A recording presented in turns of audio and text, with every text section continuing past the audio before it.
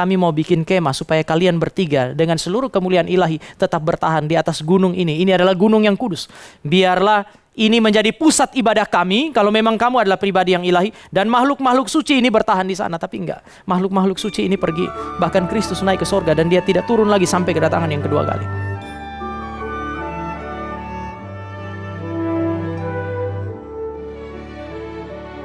Saya mau tutup perenungan hari ini dengan mengajak saudara dan saya melihat beberapa implikasi yang lain.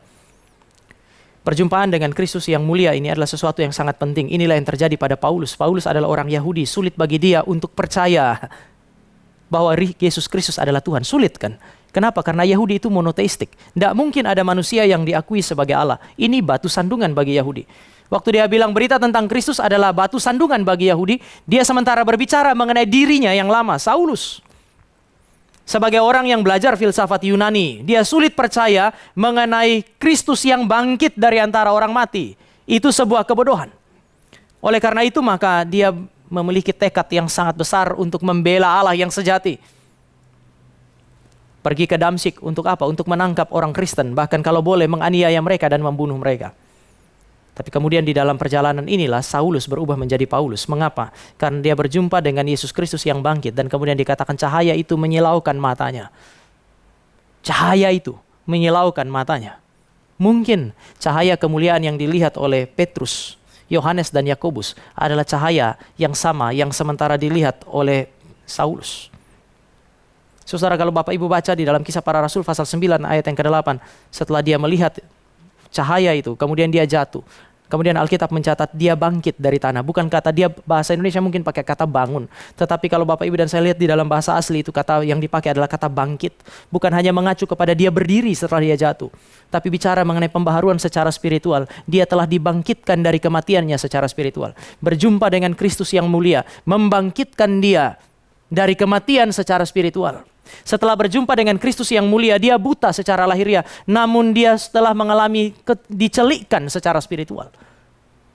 Momen itu terjadi kapan? Ketika dia berjumpa dengan Yesus Kristus yang menderita, mati, bangkit dan menyatakan kemuliaannya. Perjumpaan inilah yang melahirbarukan Saulus dan dia berubah menjadi Paulus. Dalam lingkaran yang paling dekat, Simon Petrus itu begitu bersukacita, lalu dia bilang, Tuhan, kami sangat bersukacita. Sangat bersukacita. Kenapa? Karena kami lihat mujizat luar biasa. Kamu, Musa dan Elia, makhluk-makhluk sorgawi, orang-orang yang dekat dengan Tuhan. Kami sangat menginginkan kalian terus ada di dalam gereja bersama-sama dengan kami. Kami akan bikin kemah. Supaya apa? Supaya Tuhan ada, Elia ada, Musa ada. Wah, kalau gereja punya 3 kemah isinya Tuhan, Musa dan Elia, hebat itu. Tetapi justru setelah dia minta itu, awan turun dari langit dan 2 pribadi yang mulia itu hilang. Petrus ingin mendirikan tenda, mendirikan kemah. Saudara ingat perjanjian lama, kemah suci? Kemah supaya orang-orang suci bisa berdiam di sana. Tapi Allah seolah-olah menolak permintaan itu. Yesus seolah-olah mau bilang, Allah juga mau bilang melalui seluruh peristiwa itu bahwa Kristus yang ilahi itu tidak berdiam di dalam kemah buatan tangan manusia. Inilah yang disaksikan oleh Paulus di Areopagus.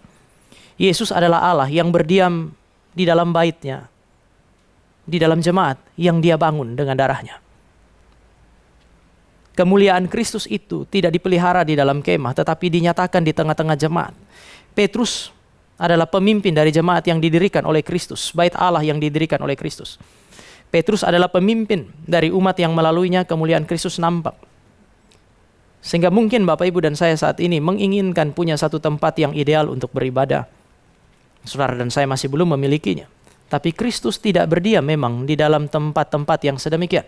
Dia berdiam di dalam bait yang dia dirikan dengan tubuhnya, dengan darahnya. Itu adalah saudara dan saya. Dan seharusnya kemuliaan Kristus dipertahankan di sana.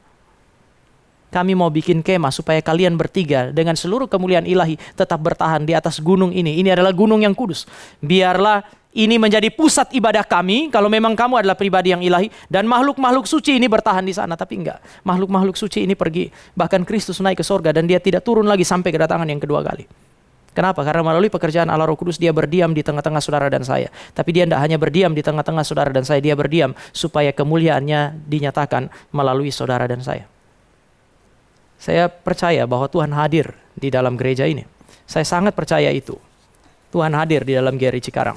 Pertanyaannya sekarang adalah, kemuliaan Tuhan nampak atau tidak dari kita? Persoalannya ini sekarang.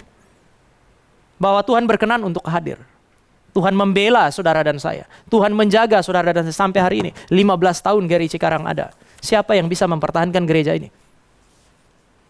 Bapak Ibu bisa pikir, siapa pendeta yang bisa pertahankan gereja ini? Pendeta Stephen Tong. Memangnya dia bisa? Sudah umur segitu, tidak akan bisa pertahankan gereja ini. Mesti Kristus yang berdiri sebagai pembela dan penjaga gereja ini. Baru gereja ini bisa ada. Pertanyaannya, dia sudah memberi terlalu banyak bagi saudara dan saya. Kemuliaan Tuhan nampak nggak di dalam gereja ini? Ini yang saudara dan saya harus pikir. Di mana anugerah Allah dinyatakan, saudara dan saya dituntut untuk memberi pertanggungjawaban lebih.